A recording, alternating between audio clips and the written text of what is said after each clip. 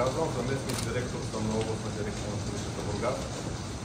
Искам да кажа, че изключително неприятен е поводът, който сме се събрали. Въпреки това, по инцидента, който са отработили колегите, мога да кажа, че е спазена методиката за взаимодействие между областна дирекция на полицията в Бургас и на колегите от гранична полиция в Бургас. Протокола и действията са съгласувани. Не са допуснати влизане на автомобила в градската част и пътните артерии на града. Запазен на първо място живота и здравето на колегите и на гражданите. Също така, благодарение на адекватната реакция, знаете, са спасени няколко човешки живота, които са имали и жизнени показатели. Относно самото отработване и действие на терен, директора на гранична полиция в Бургас и началника на охранителна полиция могат да дадат повече подробности, ако имате въпроси. Здравейте! Старши комисар Лъчезар Момчев, директор съм на регионална дирекция гранична полиция в Бургас. Относно инцидента мога да кажа следното. Снощи в 21 часа и 20 минути гранично-полицейски наряд на ГПУ Царево при патрулиране в зоната за отговорност установява лек автомобил, който отговаря на профила автомобил, извозващ незаконни мигранти от зоната за отговорност. Направен е опит за спиране на автомобила, подадени звуки, светлинен сигнал. Автомобила отказва да се подчини на полицейските органи. В последствие са направени още няколко опита за спиране на автомобила от полицейски наряди. Също така е задействана и процедура, която се изпълнява съвместно с другите служби на МВР, Национална полиция, жандармерия за заградителни мероприятия.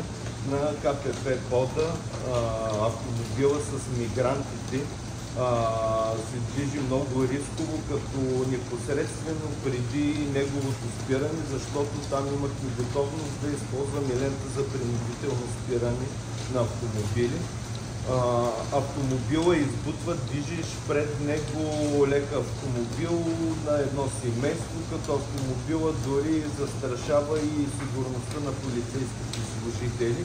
Автомобила започва да движи по улица Транспортна, булевард Транспортна, като вече навлиза към гъстонаселените райони на град Бургас, където полицейски наряд се умява да използва лентата за принудително спиране. Направен е опит да избегне тази лента вследствие на голямата скорост, вероятно и на лошите климатични условия. Водача на автомобила с мигранти губи контрол и съответно се достига до този инцидент, като колегите съвсем професионално веднага оказват и животоспасяващи действия.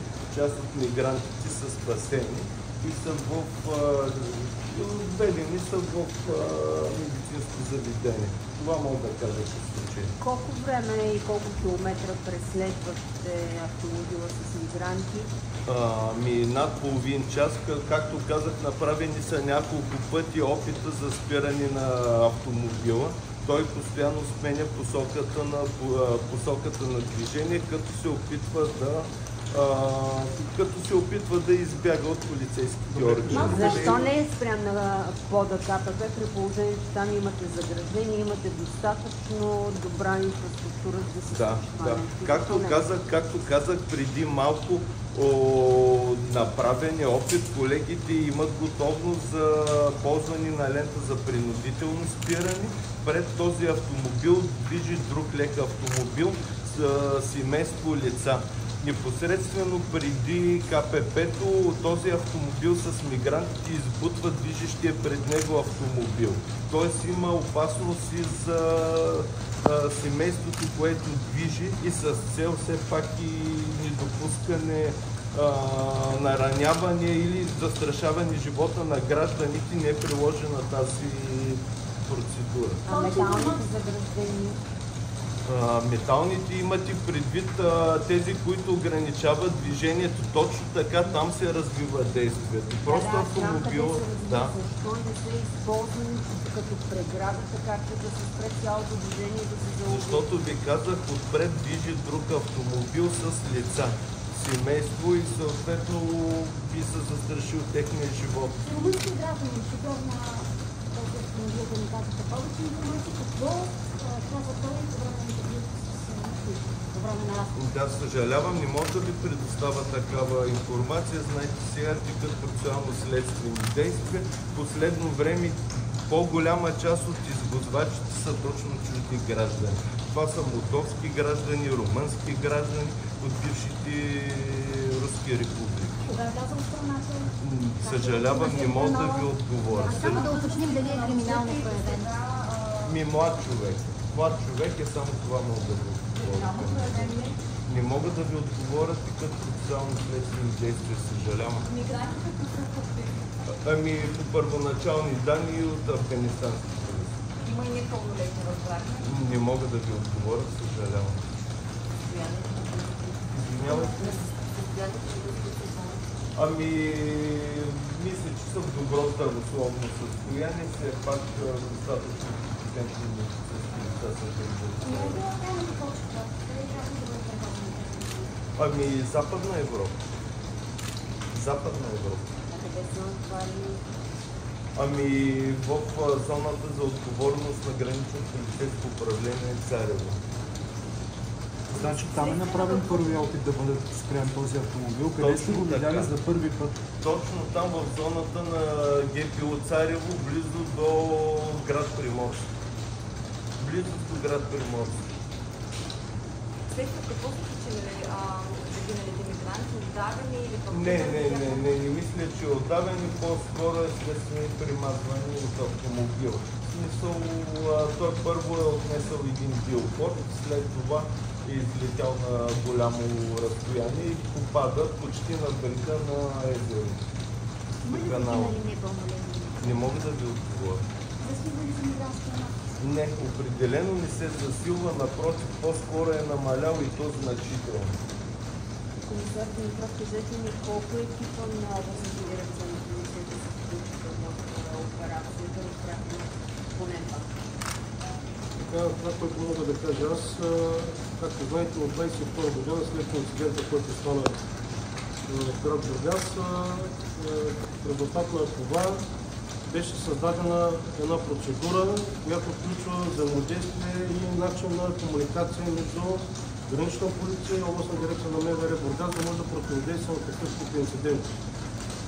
Процедурата включва участие на екипи, комуникацията между екипите, дежурните части, които ръководят силите и средствата и ги разполагат на определени места, където да противодействаме и най-вече да не допускаме такива водачи, превозвайки мигранти, карайки рисково да бъдат опасни за други граждани, навлизайки в населените места.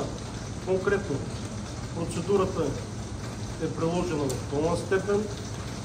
Всички екипи от областна дирекция на МВР Бургас при такъв сигнал се разполагат на определени места, така че към момента 5 екипа са били в готовност да реагират, говорим, от момента на влизане на автомобила по улица Тодор Александров в посока град Бургас до неговото излизане, по цялото продължение от началото до края.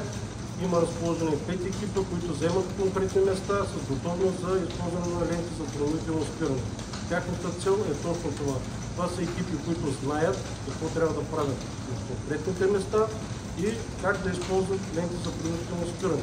Това, което мога само да допълня от колегите, че в случая е избрано удобното място, правилното място, където да се приложи на процедурата за принудително спиране с използване на помощното средство, да не се допусне автомобил да продължи движението си и да навлезе в града, но и другото, което е правилното място от гледна точка на това, че служителите са имали видимост, че че идва автомобила към тях, прав участък, осветен участък, но не на последно място важно да отбележим, че лошото метеорологично условие, дъжд, високата скорост на автомобила, водачът губи контрол над автомобила в момента, в който той се опитва да избегне вече разпънатата лента на пътното платно.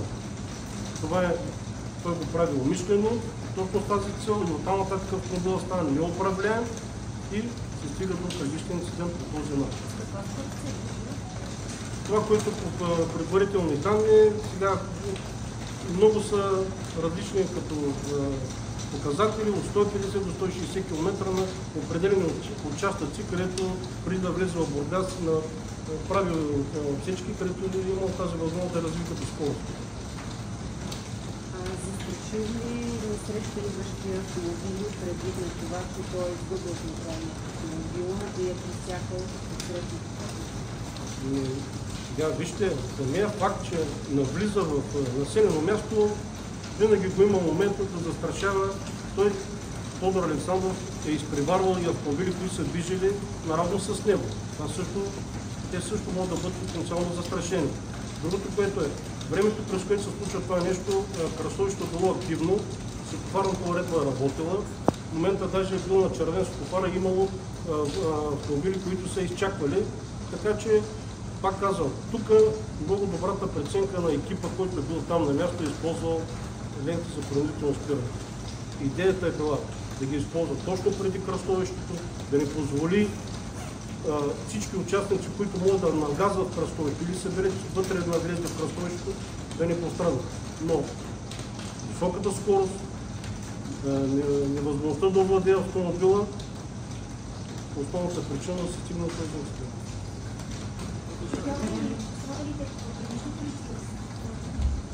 Да, веднага след това, ако позволите, веднага след това тези, които останаха живи, са закарани в лечебно заведение, оказане на медицинска помощ, както на водача, така и на тези, които са живи. Тук да не го неглижираме момента, че екипите, които са били веднага там на място, са направили всичко възможно да окажат първоначална медицинска помощ на лицата вътре. Изведени са по най-бързия начин до лечебно заведение, оказали медицинска помощ и те са в добро здравословно състояние.